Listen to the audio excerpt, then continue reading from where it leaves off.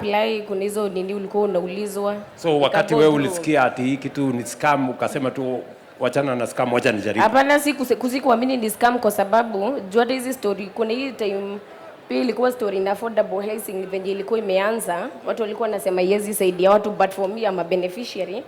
Juu tulilaunch hiyo nini hiyo boma yetu ya Nanyuki. Yeah. When you ukiweka hiyo stone ya kwanza, in fact nilikuwa hapo Nanyuki.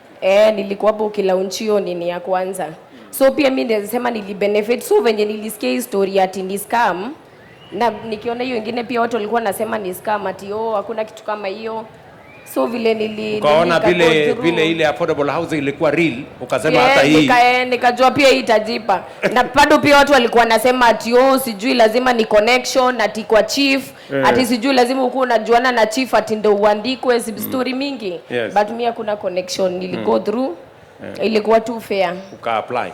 Lakini sasa before you sasa story ya Nyota, juu nilikuwa na ka project, nilikuwa nalisha kuku za kienyeji, of which zilikuwa zinafanya vizuri juu nilikuwa nauza mayai.